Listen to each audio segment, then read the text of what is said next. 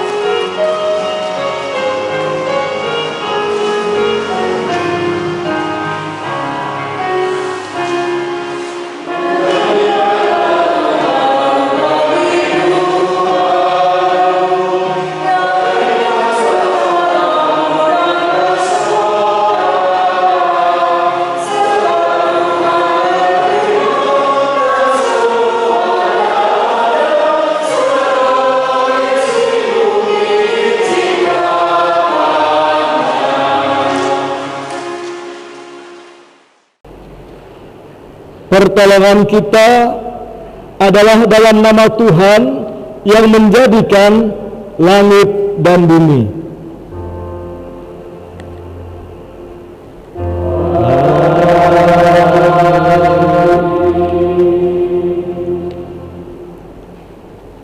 Yesaya pasal 49 ayat 6 sebagai nas pembimbing, terlalu sedikit bagimu hanya untuk menjadi hambaku, untuk menegakkan suku-suku Yakub dan untuk mengembalikan orang-orang Israel yang masih terpelihara. Tetapi aku akan membuat engkau menjadi terang bagi bangsa-bangsa, supaya keselamatan yang daripadaku sampai ke ujung bumi. Terimalah salam.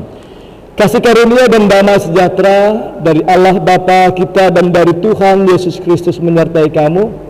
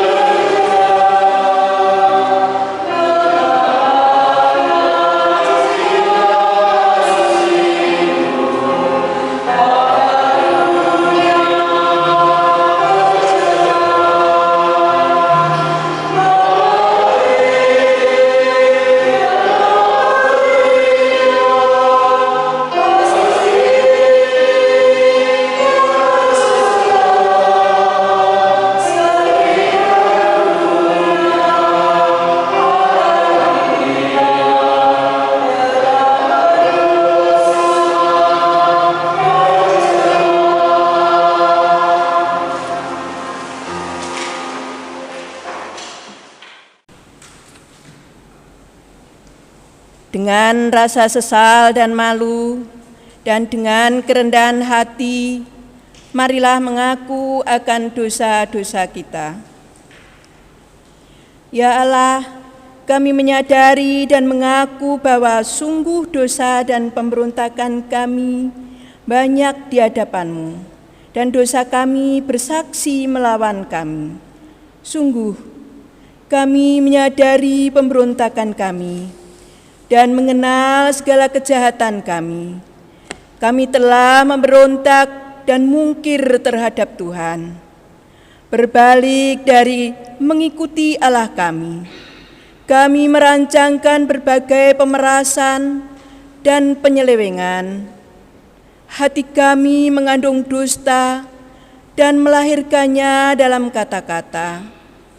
Karena itu, kami mohon kepadamu ya Bapa, ampunilah segala dosa dan pemberontakan kami. Baharuilah kami, supaya kami layak menjadi anak-anak-Mu. Demikian pengakuan umat-Mu. Dengarlah ya Tuhan. Amin.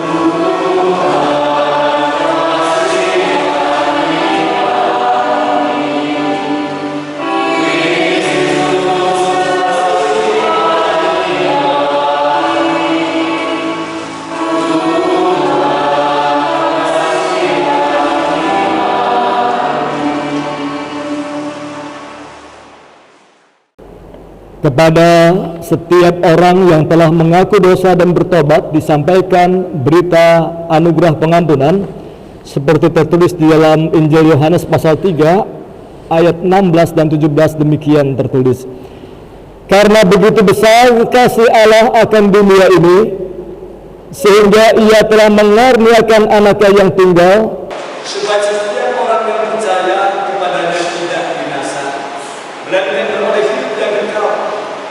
sebab Allah mengutus Anaknya yang ke dalam dunia bukan untuk menghakimi dunia, melainkan untuk menyelamatkan oleh Dia. Berdasarkan firman Tuhan itu, sebagai pelayan Yesus Kristus, kami memberitakan bahwa pengampunan dosa telah berlaku dalam nama Bapa, Anak, dan Roh Kudus. Kita bakti 40.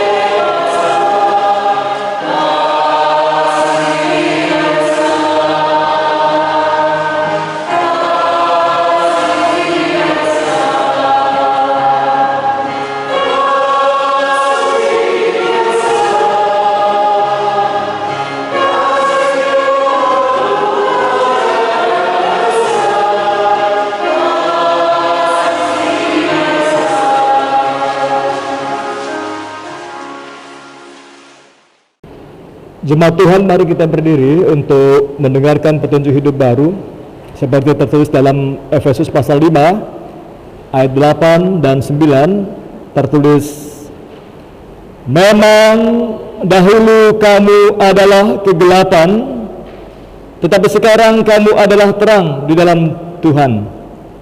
Sebab itu hiduplah sebagai anak-anak terang, karena terang hanya berbuahkan kebaikan dan keadilan dan kebenaran. Roh Kudus menolong kita mewujudkan kemuliaan Allah dalam seluruh hidup dan kesaksian kita di dunia.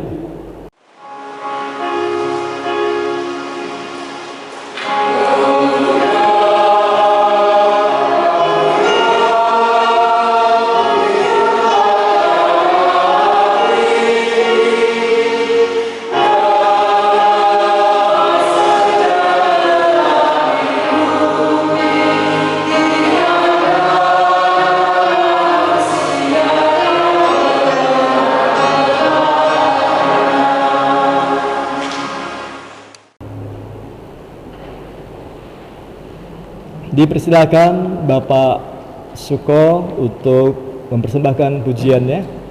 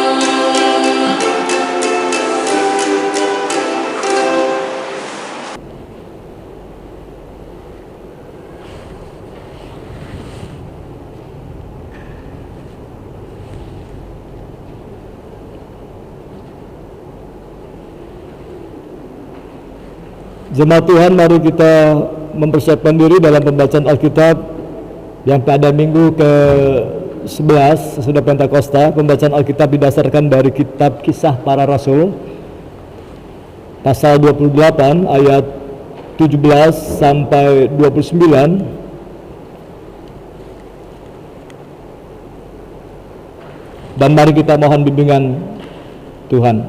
Kita berdoa.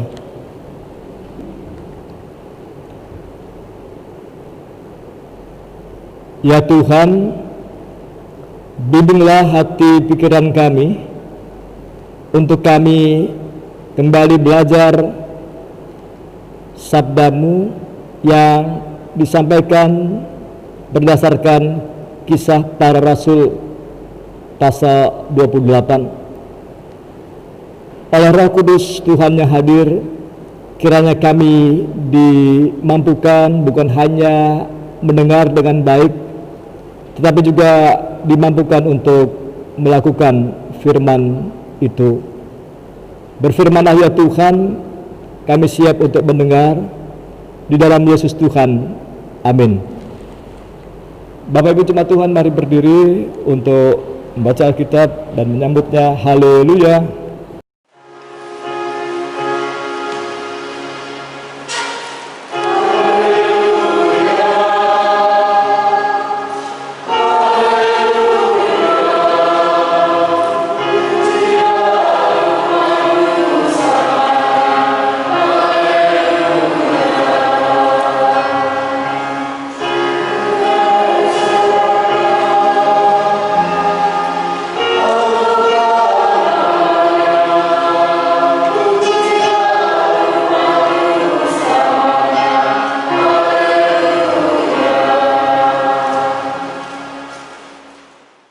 Pembacaan Alkitab hari ini dari Kisah Para Rasul pasal 28 ayat 17 sampai ayat yang ke-29 yang menyatakan demikian.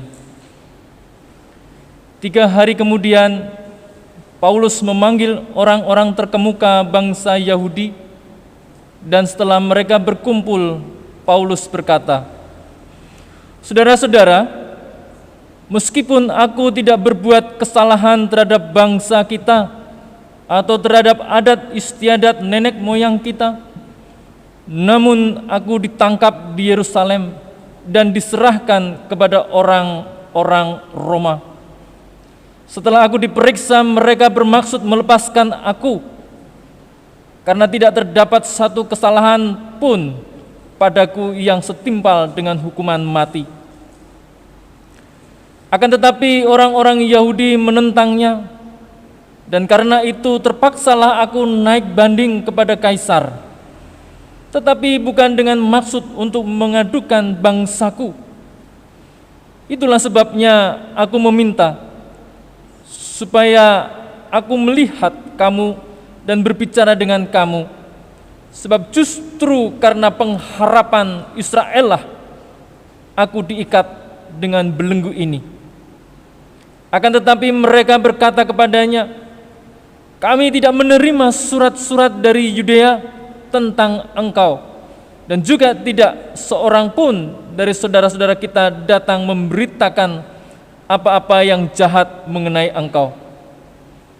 Tetapi kami ingin mendengar dari engkau bagaimana pikiranmu, sebab tentang mezbah ini kami tahu bahwa di mana-manapun ia mendapat perlawanan." Lalu mereka menentukan suatu hari untuk Paulus. Pada hari yang ditentukan itu datanglah mereka dalam jumlah besar ke tempat tumpangannya. Ia menerangkan dan memberi kesaksian kepada mereka tentang kerajaan Allah, dan berdasarkan hukum Musa dan kitab para nabi, ia berusaha meyakinkan mereka tentang Yesus. Hal itu berlangsung dari pagi sampai sore. Ada yang dapat diyakinkan oleh perkataannya, ada yang tetap tidak percaya. Maka bubarlah pertemuan itu dengan tidak ada kesesuaian di antara mereka. Tetapi Paulus mengatakan perkataan yang satu ini, tepatlah firman yang disampaikan Roh Kudus kepada nenek moyang kita dengan perantaraan Nabi Yesaya. Pergilah kepada bangsa ini dan katakanlah, kamu akan mendengar dan mendengar namun tidak mengerti. Kamu akan melihat dan melihat namun tidak menanggap. Sebab hati bangsa ini telah menebal dan telinganya berat mendengar dan matanya melekat tertutup, supaya jangan mereka melihat dengan matanya dan mendengar dengan telinganya dan mengerti dengan hatinya, lalu berbalik sehingga aku menyembuhkan mereka. Sebab itu kamu harus tahu bahwa kesalahan yang daripada Allah ini disampaikan kepada bangsa-bangsa lain dan mereka akan mendengarnya. Dan setelah Paulus berkata demikian, pergilah orang-orang Yahudi itu dengan banyak perbedaan paham antara mereka. Hendaklah firman Tuhan diam dengan segala kekayaannya di antara kamu, dan ucaplah syukur kepada Allah.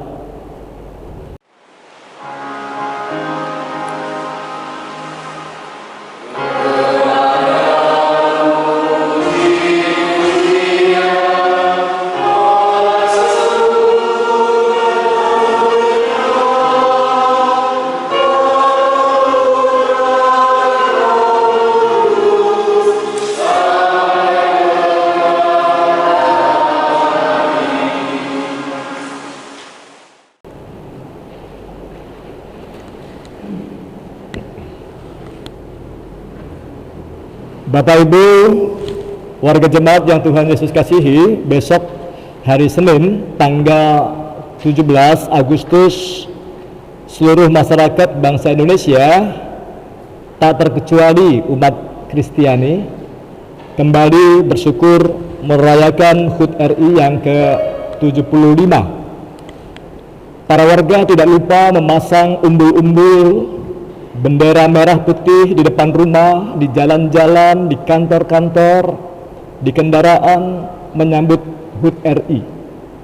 Namun jujur saja kita sering lupa untuk mengingat nama para pahlawan kemerdekaan. Kita lupa putra-putri terbaik bangsa ini yang telah berkontribusi bagi nusa dan bangsa. Karena itu, untuk menyegarkan kembali ingatan sejarah perjuangan bangsa, mari Bapak Ibu Saudara sejenak kita mengingat beberapa nama orang yang dirahmati Tuhan yang telah mempersembahkan jiwa raganya demi kedaulatan dan tegak berdirinya negara Kesatuan Republik Indonesia. Sebut saja diantaranya ada Cilik Riwut, itu orang suku Dayak Ngaju, Kalteng. Dia seorang prajurit, politisi dan pengembang ekonomi rakyat. Lalu ada Pong Tiku, mana orang Toraja, Pong Tiku, kelahiran Rimbingalo, Tanah Toraja, Sulawesi Selatan. Kemudian ada Frans Kasepo, orang Manado, ya. Frans Kasepo asal Papua, ya, pejuang NKRI di Papua. Lalu ada Kapten Patimura, Yong Ambon. Ada Pak Mordekai, ada Pak Elito Syuta mewakili Yong Ambon. Ada Raden Dewi Sartika, orang Sunda, belum hadir ya. Ada R.E. Marta Dinata, orang Jawa Barat. Ada Sampratulangi, politikus negarawan asal Tondano, Sulut. Juga ada A.A. Maramis asal desa Paniki, Manado, Sulawesi Utara. Ada Malik Batubara, marganya Batubara, asal Pemantang Siantar, Sumut. Ada Tebe Simatupang, asal Sidikalang. Ada Jamin Ginting asal Tanah Karo, ada Bung Tomo, ada Basuki Rahmat, ada Kiai Haji Mansur asal Jatim, ada Jenderal Sudirman, ada R.A. Kartini, Gatot Subroto asal Jateng, dan masih banyak lagi. Mereka semua bisa disebut para martir, para syuhada, para pahlawan Indonesia yang berani mati demi kebenaran, demi peri kemanusiaan yang adil dan beradab, demi kehidupan dan demi nilai-nilai kemanusiaan yang universal. Lalu pertanyaannya, apa sih hubungannya kisah Rasul? Apa sih hubungannya kisah para Rasul dengan kisah perjuangan kemerdekaan Indonesia? Mau tahu? Ayo kita sama-sama belajar untuk fokus dan mari kembali kepada teks Alkitab.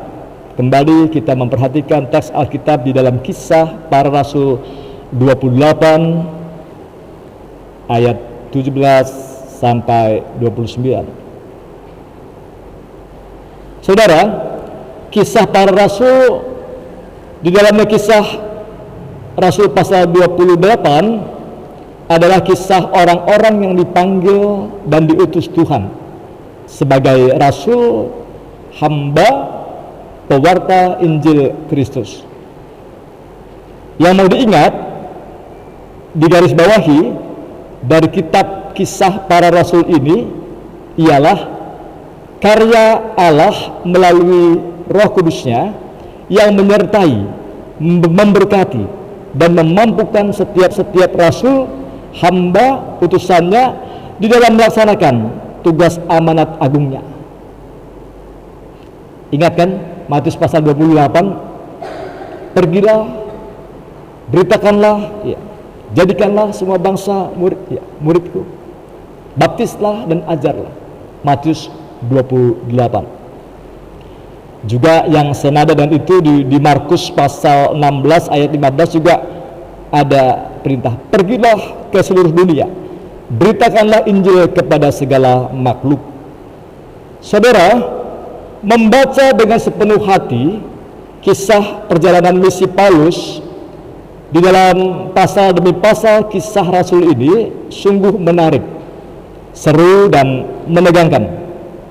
Mirip dalam bayangan kita sedang menonton sebuah film drama kolosal. Ya mirip, ya nggak harus disamakan tapi mirip saja. Mirip ketika kita sedang menonton film drama kolosal tentang perjalanan misi yang berbahagia dan menantang.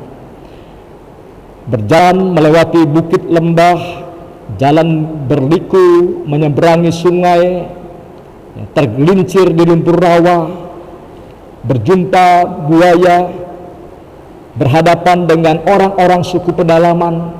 Itu kan gambaran perjalanan dan tantangan misi. Berhadapan dengan orang-orang suku di pedalaman, diracuni orang, disantap, didatangi kalajengking pada waktu tidur, terjangkit penyakit, menyeberangi laut, dihantam badai, kehabisan makanan. Baca Kisah Rasul 27 ayat 14, bandingkan saja. Kemudian singgah di pulau-pulau, berhadapan dengan para kaisar, para penguasa, mendapatkan perlakuan yang kasar, dituduh, difitnah oleh para gerombolan, dipersekusi atau dianiaya, dipenjarakan, dililit dan dipatuk ular. Bandingkan Kisah Rasul 13, Kisah Rasul pasal 15, 16, 19, pasal 21, 23 yang menceritakan perjalanan suka duka misi Paulus. Tapi soal yang digigit ular itu memang ada di pasal 28 yang tadi ayat 3. Ya. Pokoknya seru deh, ya seru membaca dengan sepenuh hati pasal-pasal kisah para rasul. Saudara, membaca kisah para rasul pasal 28 ayat 17 sampai 29 tak terpisahkan juga dari pasal-pasal sebelumnya. Bukan hanya pasal 27 tentang perjalanan Paulus ke Roma, tetapi juga mengingatkan kisah para rasul pasal 9, atau harus mengingat juga kisah para rasul pasal 9 tentang pertobatan Paulus. Kisah 9 ayat 15 sampai 16 dan ayat 17 sebagai momentum titik balik Paulus yang meninggalkan cara hidup yang lama, yang dulu dia adalah sebagai penganiaya orang-orang Kristen, pengikut Yesus, dan kini hidup baru sebagai pengikut Kristus yang cinta damai. Bahwa pertobatan Saulus atau pertobatan Paulus adalah sebuah panggilan Tuhan yang mengutus Paulus sebagai pewarta Injil, pewarta kabar baik tentang kasih damai sejahtera Allah bagi dunia. Bandingkan Yohanes 3 ayat 16 yang tadi, juga Kisah Rasul 9 ayat 15, Kisah Rasul 13. Pasal demi pasal setelah pasal 9 menunjukkan kisah perjalanan misi Paulus, pewartaan Injil dari Yerusalem, Antioquia, ke Pisidia, ke Pamfilia di Kisah Rasul 13, ke Iconium, ke Listra, ke Derbe, ke daerah di wilayah Asia Kecil. Lalu Paulus kembali ke Yerusalem. Pasal-pasal banyak menceritakan itu, pasal-pasal di Kisah Rasul. Lalu Paulus berangkat lagi menuju Makedonia, ke Filipi di Kisah Rasul 16, ke Tesalonika, ke Athena masih di Kisah Rasul 17, ke Korintus Kisah Rasul 18, kembali lagi ke Antioquia, Yerusalem. Di titik ini kita merenungkan macam apa ini Paulus ini ya, manusia macam apa Paulus ini? Apa tidak letih dan lesu? Dari mana uang transportnya dia? Adakah sponsor donatur yang membiayai perjalanan misi Paulus? Dari mana tenaga kekuatannya? Bukankah Paulus manusia biasa yang bisa turun naik emosinya, tenaganya, bahkan imannya? Bandingkan hal itu di Kisah Rasul 15 ayat 39, Galatia 1 ayat 8 tentang kejengkelan Paulus melihat perilaku orang-orang Galatia sudah mengenal Kristus kok masih saja kembali kepada tabiat yang lama. Roma 7 ayat 24 tentang frustasinya Paulus, betapa buta dan ya. Roma 7 ayat 24 itu tentang frustasinya dia, ya. Aku ingin melakukan hal yang baik, tapi yang jahat ada padaku. Aku tahu hukum Taurat, aku tahu firman Tuhan, tetapi mengapa yang jahat itu ada padaku? Itu diakui dengan jujur di Roma pasal 7. Ya. Lalu tentang kekhawatiran Paulus juga di 2 Korintus 12 ayat 11, itu hal-hal yang manusiawi itu juga tercermin dalam diri Paulus. Jika Paulus hanya bersandar pada kekuatan kemampuan diri sendiri, sudah lama Paulus mengajukan pensiun dini, mundur dari pelayanan, tidak kuat, tidak tahan, apalagi di tengah krisis akibat pandemi COVID-19 ini. Coba tanyakan kepada diri kita masing-masing, berapa kali kita pernah merasa lelah, tidak kuat, tidak tahan, dan mau mundur dari pelayanan, dari tugas tanggung jawab panggilan Tuhan di jemaatnya, di tengah keluarga, juga di tengah pekerjaan dan masyarakat, hanya karena dipicu oleh persoalan ekonomi, persoalan keluarga, hanya karena sering diomongi orang, sering digosipkan orang, sering dibully, hanya karena soal harga diri yang tersinggung, hanya karena kurang dihargai, dihormati, hanya karena tidak disebutkan sumbangannya, jasa-jasanya, kebaikannya, hanya karena tidak bisa berdoa dan berkhotbah, hanya karena tidak cocok dengan si B, si A, si badut, si mok-mok, si jugul. Disinilah rahasia panggilan Tuhan atas para rasul. Disinilah rahasia panggilan Tuhan atas para rasul, para hambanya, bahwa kasih karunia Tuhan diberikan kepada para utusannya. Roh Kudus menyertai para pelayannya untuk melaksanakan misi pewartaan Injil yang menantang, penuh resiko dan bahaya, nyawa taruhannya. Bandingkan Lukas pasal 9 ayat 23 sampai 25 dan 2 Korintus 4 ayat 7 dan 8. Kata Paulus di 2 Korintus pasal 4 ayat 7 dan 8, kata Paulus, tetapi harta ini kami punyai dalam bejana tanah liat, supaya nyata bahwa kekuatan yang melimpah-limpah itu berasal dari Allah. Dalam segala hal kami ditindas, namun tidak terjepit. Kami habis akal, namun tidak putus asa. Kami dianiaya, namun tidak ditinggalkan sendirian. Kami dihempaskan, namun tidak binasa. Begitu kesaksian Paulus.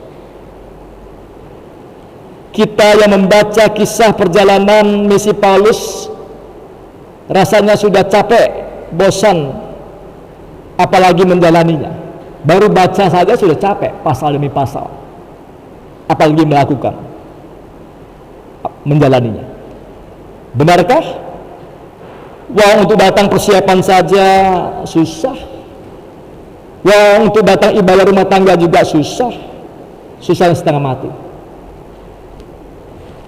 Tapi Paulus terus melangkah, terus mewartakan Injil. Ia bergerak terus.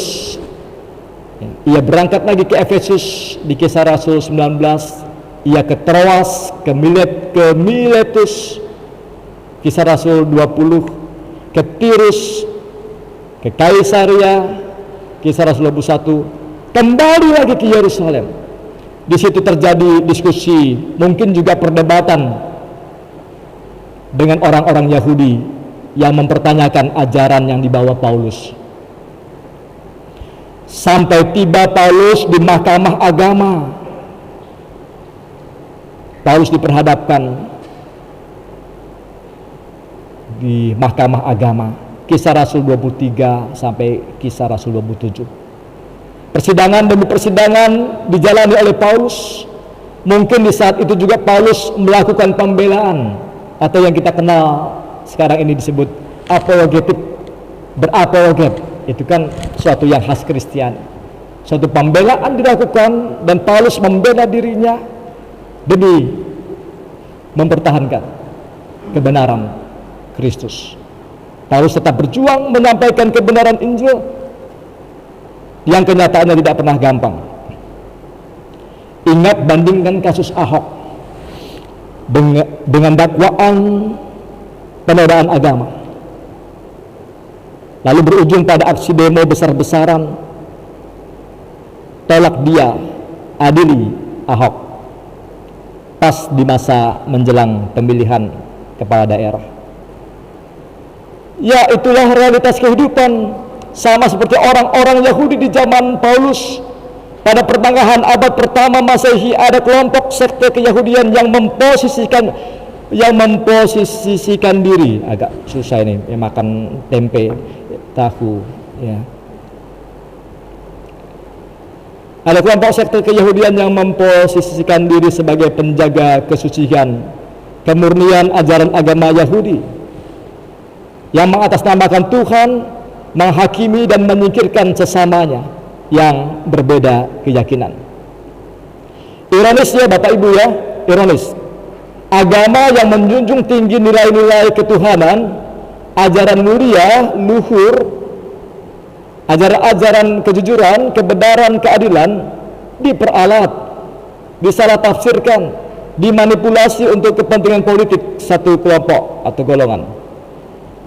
Tidak keliru orang mengatakan tidak ada kawan yang abadi, tidak ada lawan yang abadi. Yang ada hanyalah kepentingan yang abadi. Maka terjadilah konspirasi, yaitu persekongkolan elit agama dan elit politik. Para penguasa dengan mengatasnamakan Tuhan, rakyat atas nama ayat-ayat suci bisa mengkondisikan dan menyingkirkan seseorang ataupun satu komunitas minoritas, kelompok lainnya yang berbeda suku, agama, keyakinan. Maka Rasul Paulus pun dibawa ke mahkamah agama, disidang, diadili, dipenjarakan, menjadi tahanan rumah. Kisah Rasul 15, 21, pasal 22, 25, 26, 27. Ya, sekali lagi jangan bosan mendengar itu.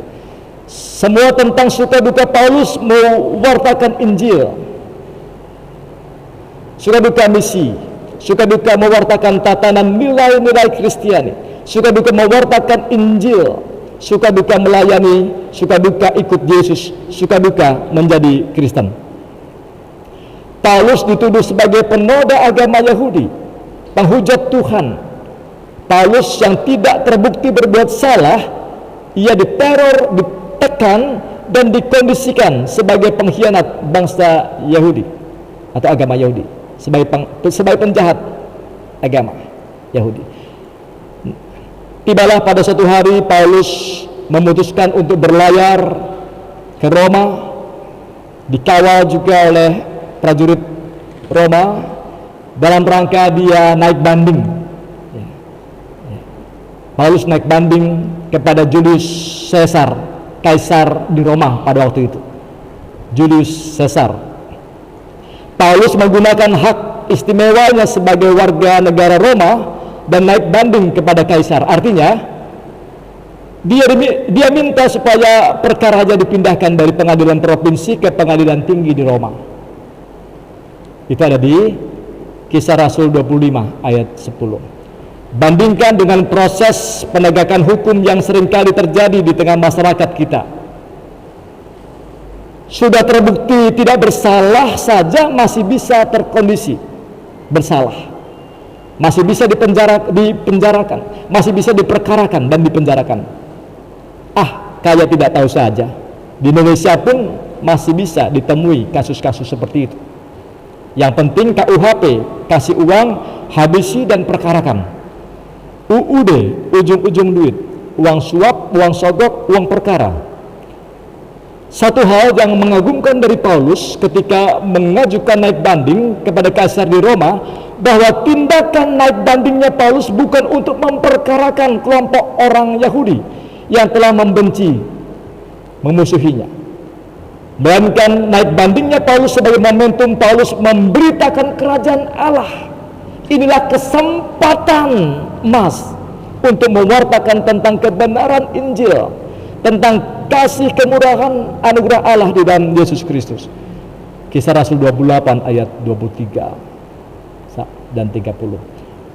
Masih ingat kan Bapak Ibu nasihat Paulus kepada Timotius? Beritakanlah firman, siap sedialah baik atau tidak baik waktunya. Nyatakanlah apa yang salah, tegurlah, dan seterusnya. Semakin dibabat, semakin merambat. Meski Paulus dihambat, ditentang, ditekan, namun Injil firman Tuhan tidak terbelenggu dan terus tersebar ke segala penjuru dunia. Saudara-saudara, apa yang mau dikatakan di sini? Bahwa tidak ada sesuatu yang kebetulan. Allah turun tangan. Tuhan hadir di dalam setiap peristiwa, termasuk peristiwa politik. Allah hadir di dalam proses tindakan hukum serta perundang-undangan naik banding yang ditetapkan Kaisar Julius. Situasi, suasana seperti itulah yang dialami oleh Paulus, tergambar pada Kisah Rasul pasal 27 sampai pasal 28. Bahwa setibanya Paulus di Roma, Paulus diperlakukan dengan baik, sambutan yang ramah dari Kaisar Julius. Paulus tidak dibiarkan sendirian mengalami penderitaan. Allah turut bekerja dalam segala sesuatu Roh Kudus menguatkan, meneguhkan dan menuntun Paulus. Bapak Ibu jemaat Tuhan, kita bertanya, mau dibawa kemana perenungan refleksi kita hari ini? Mau dibawa kemana?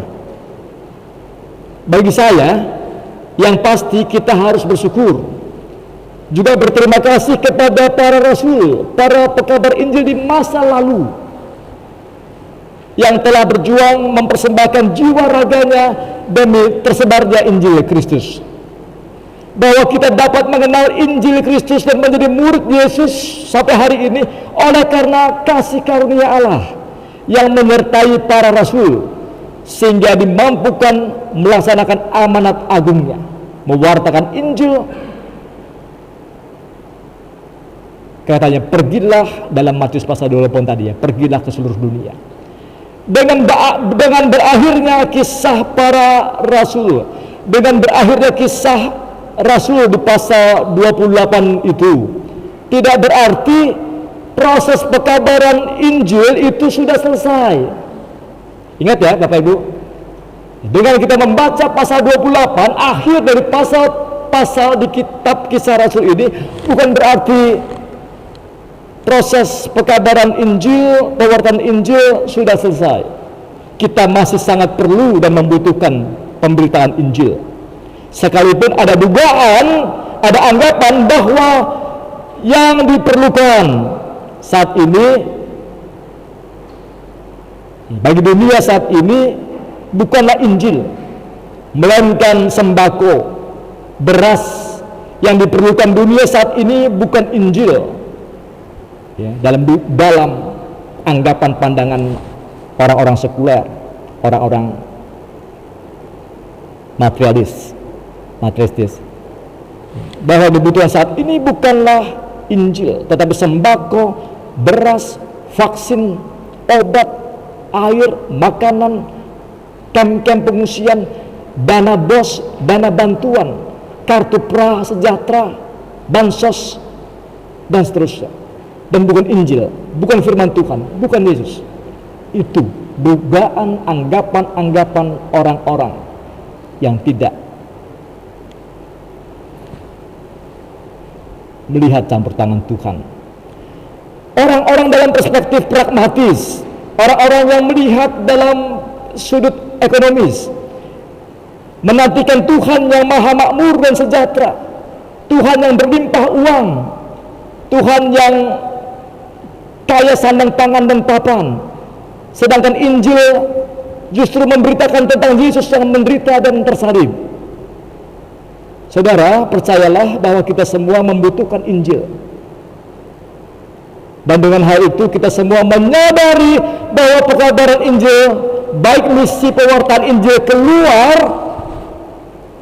artinya bersaksi tentang kasih damai sejahtera Allah di dalam Kristus di dalam realitas Indonesia, kehidupan bermasyarakat, berbangsa dan bernegara, maupun juga misi ke dalam, yakni bersaksi tentang kasih damai sejahtera Allah di dalam Kristus di internal kehidupan warga jemaat. Semuanya kita perlukan, semuanya kita butuhkan.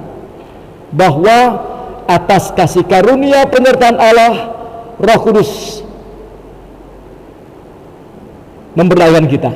Setiap orang diperlengkapi, dimampukan untuk hidup sebagai orang percaya, umat Allah yang bersaksi dan melayani Tuhan di segala aspek bidang kehidupan. Jadi teruslah wartakan Injil dalam kekuatan kasih karunia Tuhan. Karena itu Bapak Ibu jemaat, jangan pernah menganggap diri rendah, jangan pernah menganggap diri rendah, underestimate, minder, atau jangan hanya melihat kekurangan dari orang lain lalu kita katakan, ngapain memberitakan Injil, ngapain ngajari Injil, memberitakan Injil, apa yang mau kita wartakan, apa yang saya akan wartakan, uang rumah tangga saya saja berantakan, uang dirinya sendiri saja tidak bisa diurus, uang jemaat, para pelayannya saja masih suka berantem, berkaca gitu ya.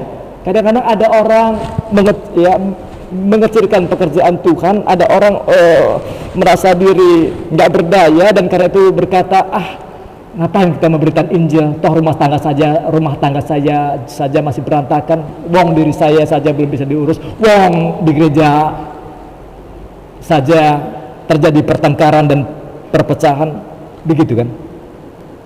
Ya. Teruslah Bapak Ibu wartakan Injil, teruslah ajarkan keluarga, anak-anak kita tentang kasih damai sejahtera Allah dalam Yesus Kristus. Teruslah beritakan dan ajarkan kasih damai sejahtera kepada dunia, kepada Indonesia yang sedang dilanda krisis. Bukan berdasarkan kuat mampunya kita atau saya, melainkan berdasarkan anugerah kasih Allah yang menyempurnakan. Biarlah segala keterbatasan, kekurangan, kelemahan kita dalam hidup sebagai umat pelayan Tuhan semakin menyadarkan saya dan saudara akan pentingnya bersandar pada anugerah kasih kemurahan Tuhan. Bandingkan keadaan jemaat dalam surat-surat Paulus yang tidak sepi dari persoalan. Korintus, Galatia, Filipi penuh dan persoalan. Tetapi tetap Injil tetap harus diberitakan, pelayanan tetap harus berjalan.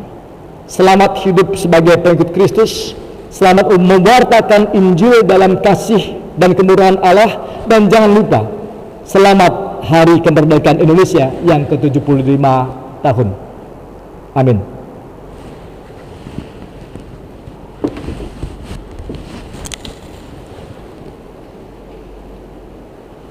Kirim jemaat 260.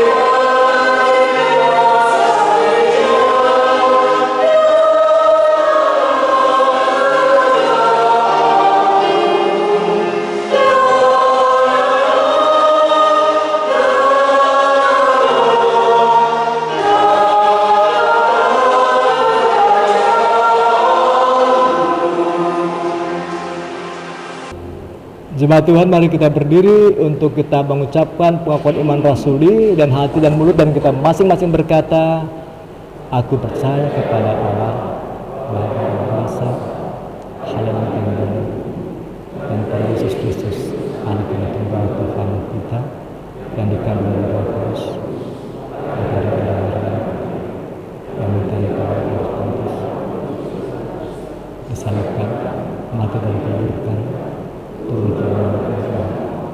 Pada hari ketiga bangkit pula dari orang mati.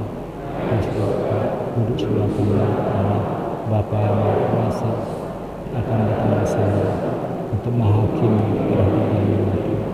Aku percaya kepada Kristus, gereja Kristen, persekutuan orang kudus, manusia, kebangkitan dari mati, saatnya dibacakan SK PHMJ periode 2020-2022 dan nanti diakhiri dengan perkenalan Korsek atau juga diperkenalkannya Korsek dan PHMJ. Oke, silakan.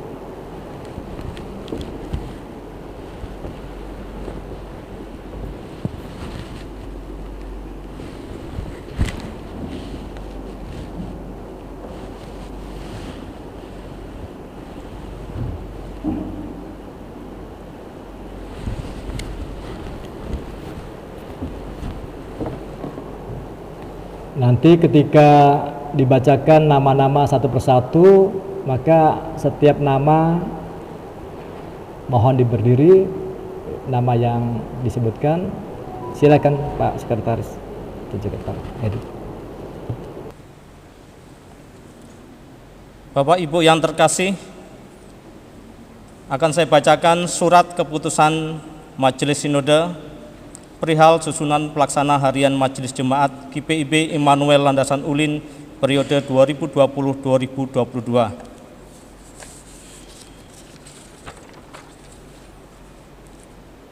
Surat keputusan Majelis Sinode nomor 4755 dengan kasih dan karunia Yesus Kristus Kepala Gereja, Majelis Sinode Gereja Protestan di Indonesia bagian Barat menimbang, mengingat, memperhatikan dan menetapkan keputusan Majelis Sinode Gereja Protestan di Indonesia bagian Barat tentang pengakhiran tugas, wewenang dan tanggung jawab pelaksana harian Majelis Jemaat Masa Bakti 2017-2020 dan menetapkan pelaksana harian Majelis Jemaat Masa Bakti 2020-2022 di GPIB Jemaat Immanuel Landasan Ulin. Terhitung mulai tanggal 26 Juni 2020, mengakhiri dengan hormat tugas, wewenang, dan tanggung jawab pelaksana harian Majelis Jemaat Masa Bakti 2017-2020 di GPIB Jemaat Immanuel Landasan Ulin dengan mengucapkan terima kasih kepada saudara-saudara yang namanya tersebut di bawah ini atas pelayanan dan pengabdiannya. Ketua Pendeta Agus Prasetyo Milono STH, Ketua 1 Penatua Elias Toisuta, Ketua 2 Penatua Joko Purnomo, Ketua 3 Penatua Budiman Silain, Ketua 4 Penatua Yusuf Palimbunga, Ketua 5 Penatua Pahala Tumpal P. Lumban Toping, Sekretaris Penatua Edi Kohiri Iswah Yudianto, Sekretaris 1 Penatua Tiromina Silain, Sekretaris 2 Penatua Eriko Batara Purba, Bendahara Diaken Inaitiani, Bendahara 1 Diaken Nancy Irena Yohanis. Terhitung mulai tanggal 26 Juni 2020, menetapkan pelaksana harian Majelis Jemaat Masa Bakti 2020-2022 di GPIB Jemaat Immanuel Landasan Ulin dengan susunan personalia sebagai berikut. Nama-nama yang disebutkan mohon maju ke depan. Ketua Pendeta Agus Prasetyo Milono STH, Ketua 1 Penatua Erwidi Pranowo,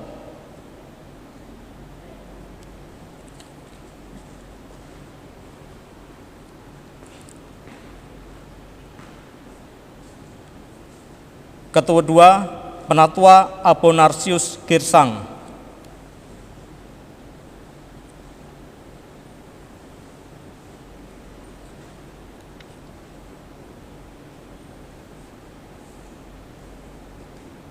Ketua 3 Penatua Sukini,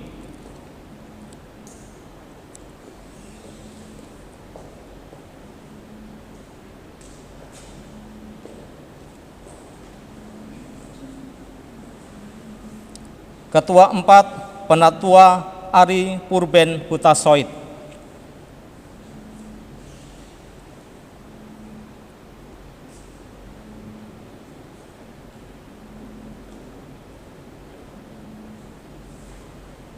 Ketua 5 Penatua Pahala TPL Tobing.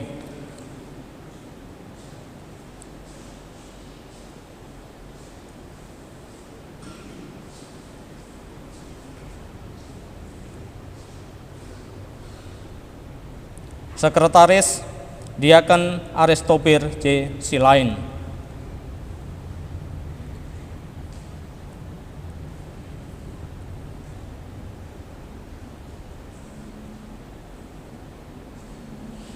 Sekretaris 1 Penatua Siprianus Robi.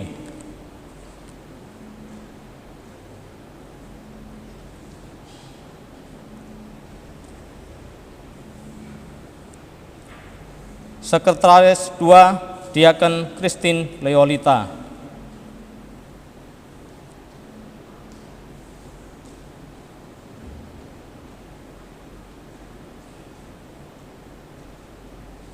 Bendahara Diaken Susi Marlieni.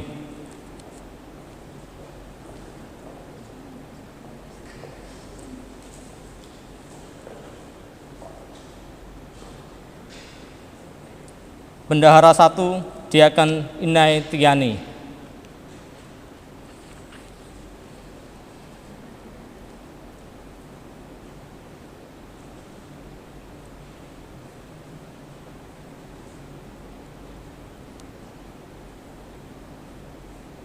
Masa tugas pelaksana harian majelis di GPIB Jemaat Immanuel Landasan Ulin yang disebut pada diktum 2 di atas adalah sejak serah terima dari pelaksana harian majelis jemaat masa bakti 2017-2020 sampai dengan serah terima kepada pelaksana harian majelis jemaat masa bakti 2022-2025 di GPIB Jemaat Immanuel Landasan Ulin yang pelaksanaannya selambat-lambatnya tanggal 31 Oktober 2022.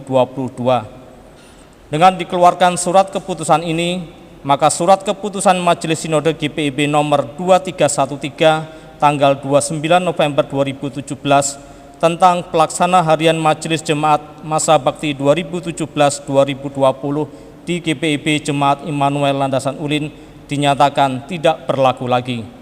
Surat keputusan ini berlaku sejak tanggal penetapannya dengan ketentuan apabila terdapat kekeliruan akan diperbaiki sebagaimana mestinya. Ditetapkan di Jakarta pada tanggal 24 Juni 2020, Majelis Sinode GPIB, Pendeta Dr. Andes PK Rumambi MSI, Ketua Umum, Pendeta J. Marlin Joseph MTH, Sekretaris Umum.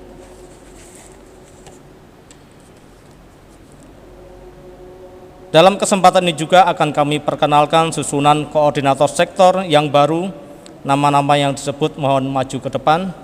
Yang pertama, koordinator sektor Nasaret Diaken Suko Wiono.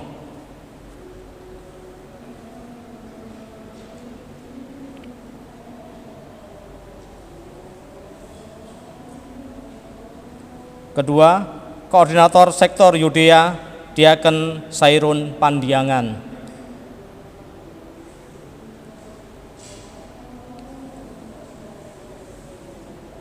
Yang ketiga, koordinator sektor Galilea Diaken Tondang Panjaitan.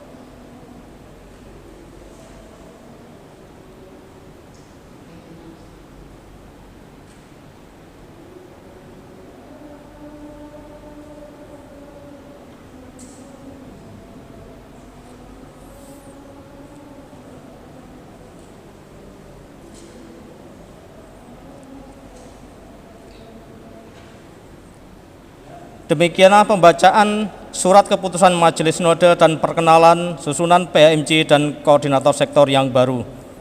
Tuhan Yesus memberkati. Bapak Ibu, dipersilahkan kembali ke tempat masing-masing.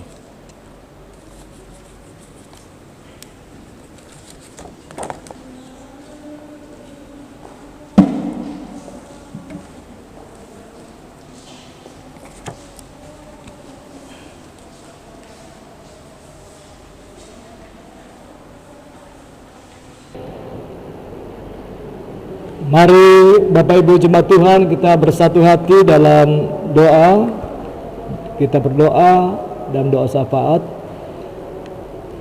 Terima kasih, kami mengucap syukur ya Tuhan atas kasih dan kemurahan Tuhan. Kami beroleh kasih karunia untuk kembali belajar firman yang kami dengar di dalam Kisah Para Rasul pasal 28, dan kami percaya bahwa hanya oleh bimbingan Roh Kudus apa yang kami dengar dan renungkan di dalam Kisah Para Rasul, Tuhan memberkati kami. Tuhan menerangi hati pikiran kami, dan Tuhan sendiri yang memberdayakan kami untuk kami dimampukan sebagai gereja jemaat-Mu, sebagai para pelayan-Mu, secara khusus juga para pelayan-Mu di GPIB Immanuel Landasan Ulin. Secara khusus ketika Tuhan telah menghadirkan para utusan-Mu, para pelayan-pelayan pewarta Injil, para pelayan presbiter, diaken, penatua, dan pendeta. Dan di hari ini Tuhan jugalah yang mengutus kami selaku pelaksana harian majelis jemaat periode 2020-2022. Semuanya terjadi karena kasih karunia daripada-Mu.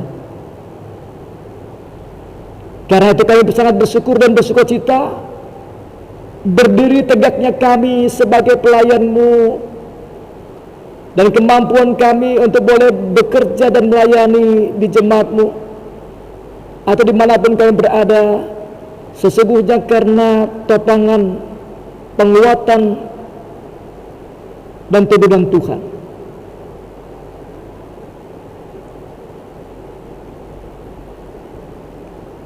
Kami menyerahkan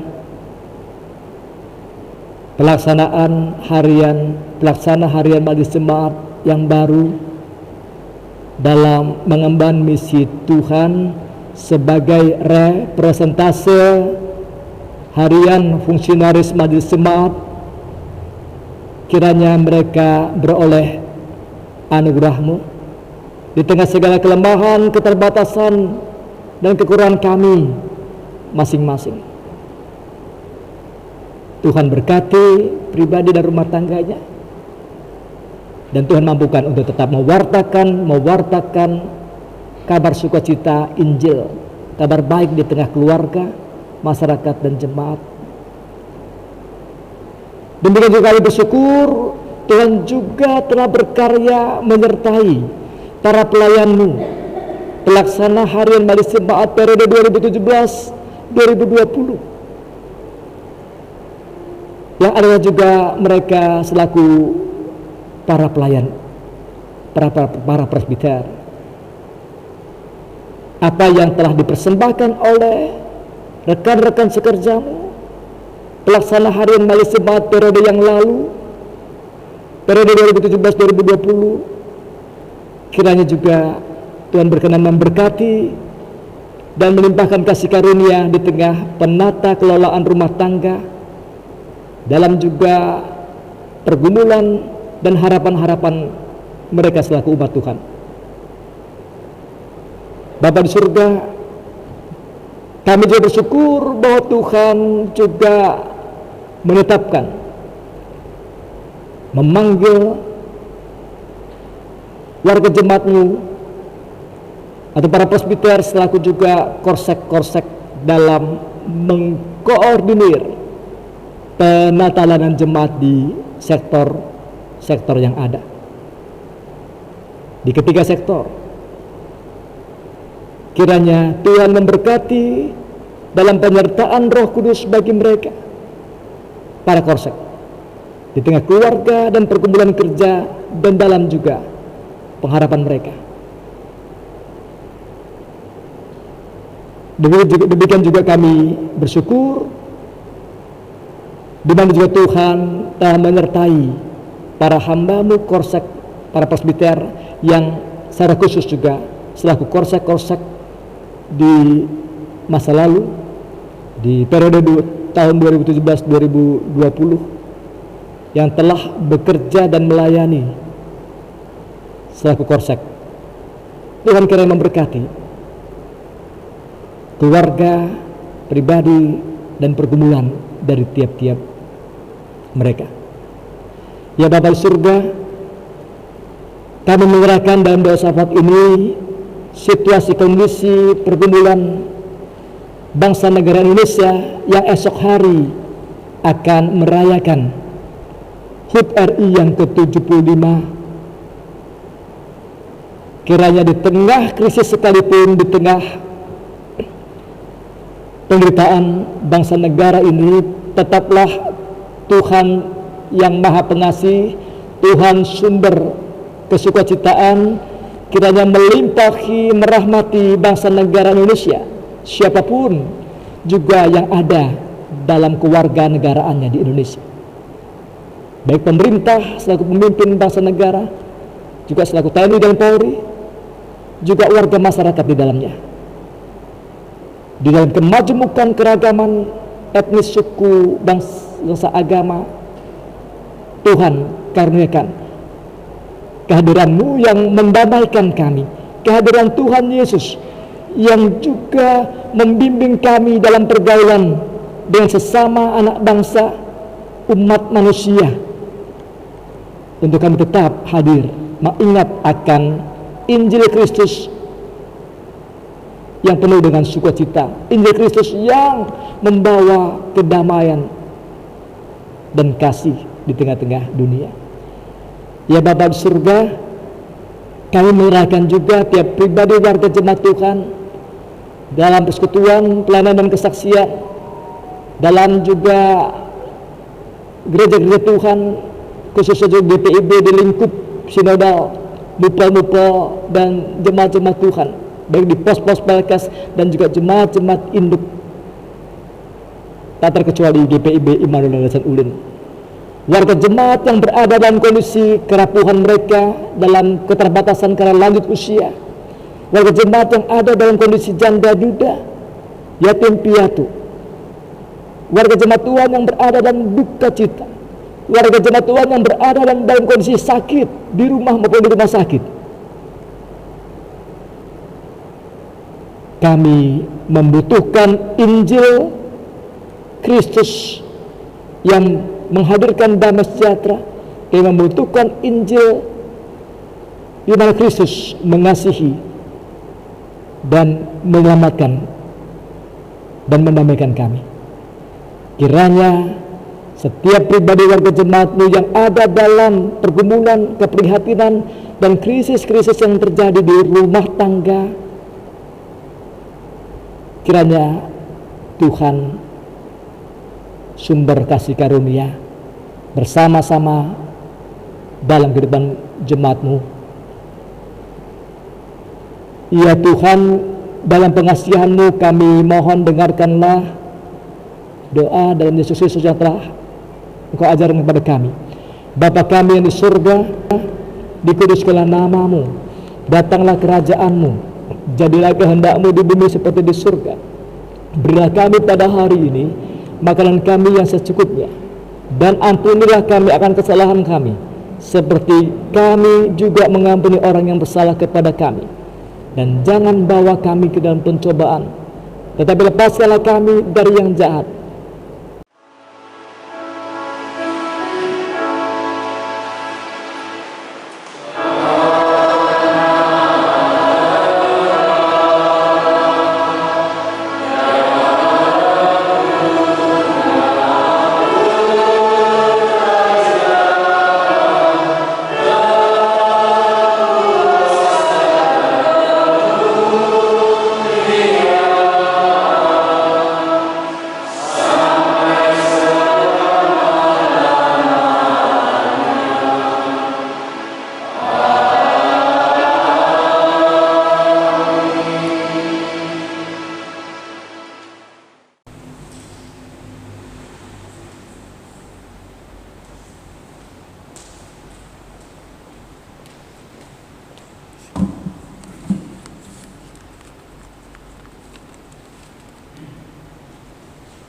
Jemaat, saatnya kita memberi persembahan, persepuluhan, syukur, dan persembahan sukarela. Alkitab mengatakan, Mazmur Daud, Tuhanlah yang empunya bumi serta segala isinya, dan dunia serta yang diam di dalamnya. Mazmur 24 ayat 1. Tuhan memberkati saudara dan persembahan yang saudara beri. Kita bernyanyi dari Kidung Jemaat 337, bait 1 dan 3. Betapa kita tidak bersyukur.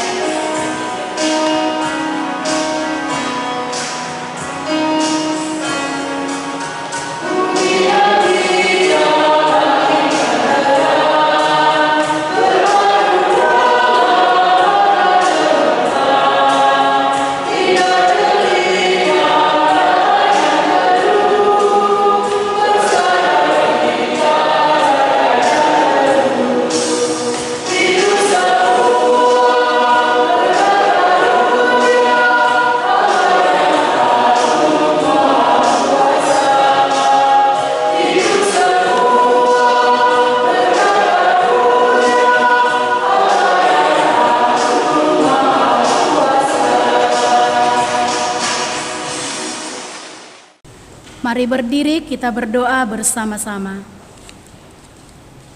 Kita berdoa. Ya Tuhan Yesus, kami bersyukur kepadamu karena kasih dan pengorbanan-Mu mendorong kami untuk memberi persembahan sukarela ini. Kami sadar bahwa persembahan kami ini tidak sebanding dengan kurban tubuh dan darah-Mu yang Kau persembahkan bagi kami dan dunia ini. Terimalah serta kuduskanlah ya Tuhan, agar berguna untuk pelayanan kasih dan keadilan demi kemuliaan-Mu. Amin. Silakan duduk kembali.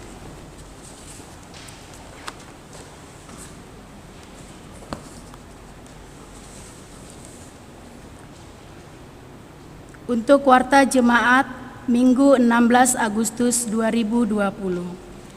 Majelis Jemaat mengucapkan selamat hari Minggu kepada seluruh warga Jemaat GPIB Immanuel Landasan Ulin. Tuhan Yesus memberkati kita semua. Yang pertama, himbauan kepada seluruh warga Jemaat GPIB Immanuel Landasan Ulin yang melaksanakan ibadah rumah tangga dan ibadah minggu di rumah-rumah secara virtual atau melalui medsos atau YouTube, dimohon berada di satu ruang keluarga dan berkumpul bersama anggota keluarga untuk mengikuti ibadah dari awal sampai akhir. Dan dimohon tidak dalam kesibukan atau aktivitas yang dapat mengganggu konsentrasi pelaksana ibadah-ibadah yang telah dipersiapkan. Yang kedua, kegiatan bakti sosial. Gereja GPIB Immanuel Landasan Ulin akan mengadakan kegiatan bakti sosial di bulan Agustus 2020. Bagi jemaat yang hendak berbagi berkat atau sumbangan berupa sembako, dapat menghubungi koordinator sektor masing-masing atau dapat langsung diantarkan ke gereja. Seluruh sumbangan yang terkumpul dari para donatur akan diatur oleh PHMJ bersama Komisi Diakonia. Yang ketiga, bagi setiap warga jemaat yang datang atau mempunyai kepentingan ke gereja dan pastori, dimohon untuk memakai masker dan mencuci tangan terlebih dahulu sebagai antisipasi dan demi kebaikan bersama. Yang keempat, akan dilaksanakan pertemuan koordinasi pengurus pelayan pelkat-pelkat dalam rangka pergantian pengurus periode 2020 sampai 2022 bertempat di gereja dengan jadwal sebagai berikut. Pelkat PKP Rabu 26 Agustus 2020 pukul 16.00 WITA. Pelkat PKB Sabtu 29 Agustus 2020 pukul 19.00 WITA. Pelkat PKLU Selasa 1 September 2020 pukul 16.00 WITA. Dimohon kehadiran seluruh pengurus pelkat-pelkat. Yang kelima, dalam rangka pembahasan rancangan dan penetapan program kerja dan anggaran tahun 2020 sampai 2021 akan dilaksanakan sidang majelis jemaat atau SMJ pada hari Minggu 6 September 2020 pukul 9.00 WITA bertempat di gereja. Yang keenam, warta jemaat selengkapnya dapat dilihat di WA Group sektor masing-masing. Untuk warta tambahan, pemberkatan pernikahan, berkat kasih dan anugerah Tuhan yang Maha Kuasa, dengan segala kerendahan hati, kami memberitahukan acara pemberkatan pernikahan putra kami, Sandrio Perlindungan Manalu SE SH, dengan Pendi Febrina Boru Marpaung SST, putri dari Bapak El Marpaung SHMH, Ibu Ramburo Manurung yang beralamat di Jalan Parit H. Husin 2 Komplek Alex Gria 2 nomor B23 Pontianak, yang akan dilaksanakan pada hari dan tanggal Kamis 20 Agustus 2020 pukul 9.30 WIB. Tempat Gereja HKBP Pontianak, Jalan Pulaui nomor 181 Pontianak. Atas doa restu dari Bapak, Ibu, atau saudara-saudari, kami mengucapkan terima kasih. Kiranya Tuhan memberkati kita semua. Demikianlah warta pada hari ini. Atas perhatian dan partisipasi kami ucapkan terima kasih. Kiranya segala doa dan persembahan kita berkenan di hadapan Tuhan. Tuhan Yesus memberkati kita semua.